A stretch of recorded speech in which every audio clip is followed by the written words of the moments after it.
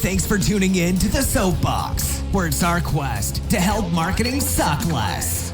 With your hosts, Justin Stutz, a minivan driving father of four, who knows the lyrics of far too many 90s rap songs and has dedicated his life to finding Sasquatch. Along with Justin Tucker, a self-proclaimed contrarian and pizza enthusiast who fully consumes too much Red Bull and understands his puppy is by far his most redeeming quality.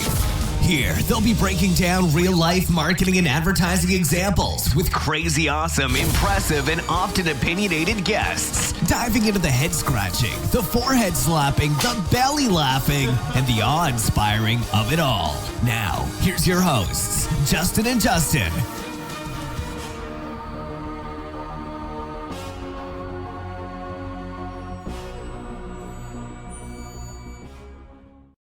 Hey guys, Justin and Justin here for another episode of the Soapbox, where our goal is to make marketing suck just a little bit less. So if you've seen episodes in the past, you know we bring on crazy awesome guests, and from time to time we find marketing or advertising that is either awe-inspiring or in some cases a little bit bonkers. And we've got one that's a little bit bonkers for you today that Justin just got like 5 minutes ago in his inbox. Made some crazy noises, sent it to me, and it now has become a Soapbox episode. So, Justin, tell us a little bit about what happened, man. Well, look, I mean, we all get spam emails every day, and we've kind of learned to filter through that noise and delete them or throw them into the junk mail.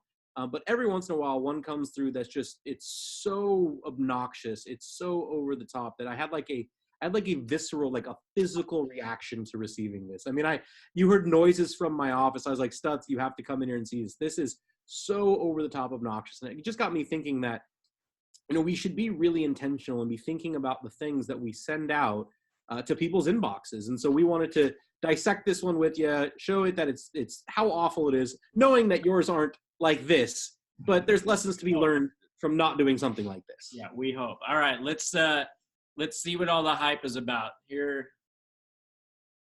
All right, so this is the actual email that you received.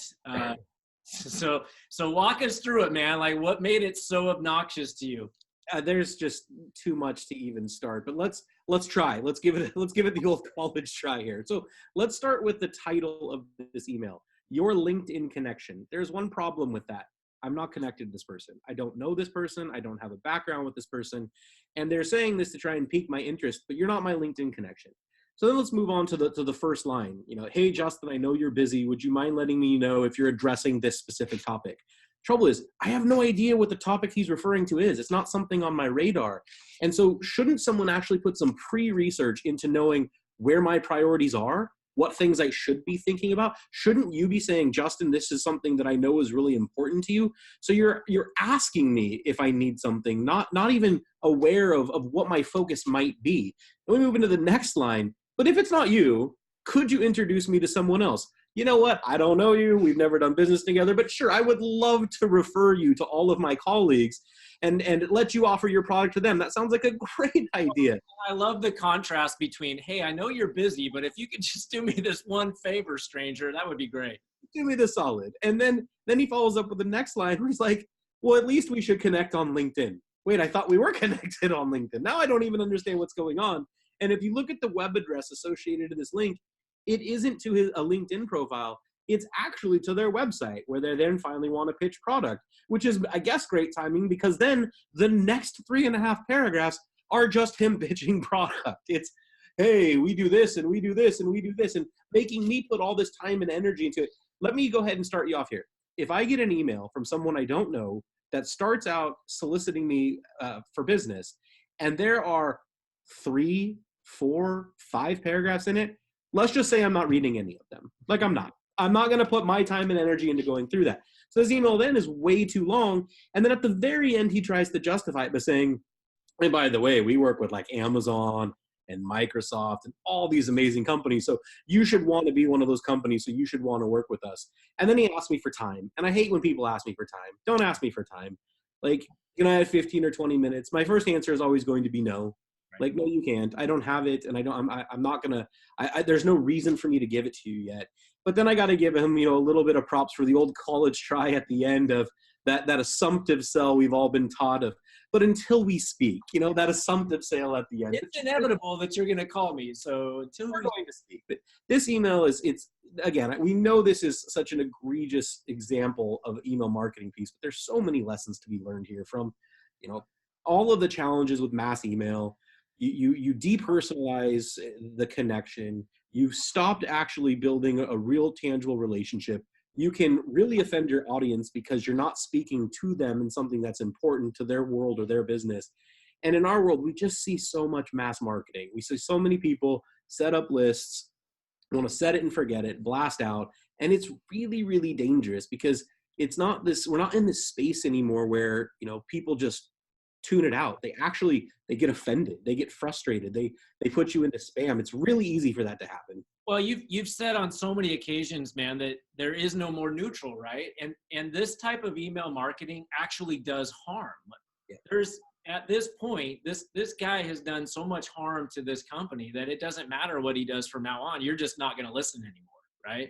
So tell me this, man. In your experience, what you've been doing as a marketer, what should we be doing? Like, how do we do this in the right way so that we can maybe use our CRM and do some little bit of automation, but make it more personal or personalized? Yeah, absolutely. I mean, Stutz, the thing when we look at the real estate space, and we want to take lessons from it as well. I mean, title, lending, real estate. The thing that we look at this is we have to remember that most of the people in our database are people we already have pre-existing relationships with. I think this is even more egregious when you send this out to people that you're not actually, or that you actually have a connection with. Yeah. I mean, I've had Jaeger bombs with you, and now you're sending me, emails on recipes or how to plan for a dinner party. Like, that stuff has no bearing in my life because I don't know how to cook and I don't have enough friends to have a dinner party. So we need to have a conversation about you and cooking. Yeah, that would not be. Yeah, I can make Totino's like some adulting lessons with you. Oh, Totino's Pizza, Top Ramen. I got both of those down with spades. But it reminds me of a book that Seth Godin wrote. I believe it was Seth Godin. It's called Permission-Based Marketing. And the whole idea behind this is, I know we're busy. I know we want to automate some connection to stay relevant, to stay in front of people, to stay top of mind when they might need our services.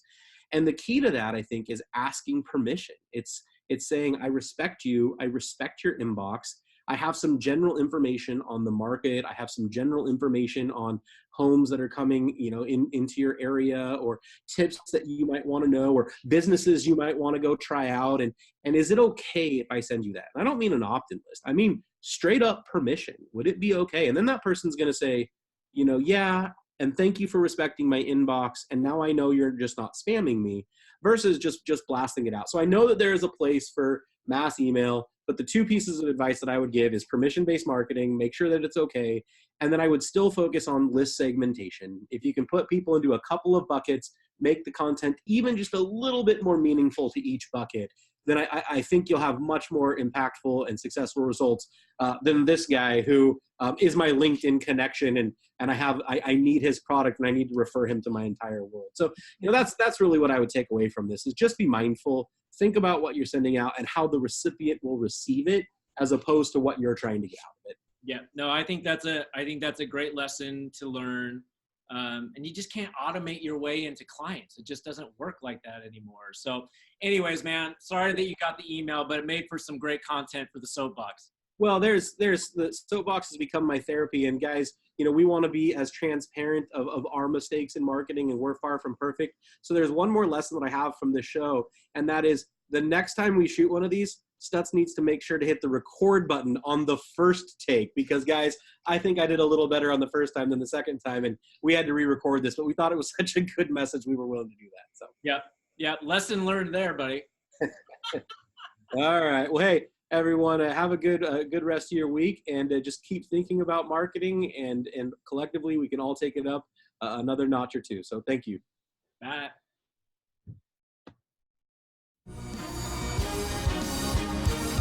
Thanks for joining the Soapbox, where two guys named Justin help marketing suck less. Join us next time for another episode of thought-provoking discussion, marketing dissection, and more uncontained rants on the marketing that real companies are spending real money on. Always remember, why do we market to people in ways that we don't like to be marketed to?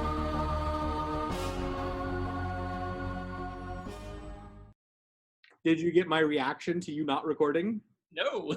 Because that should have been something that was in our...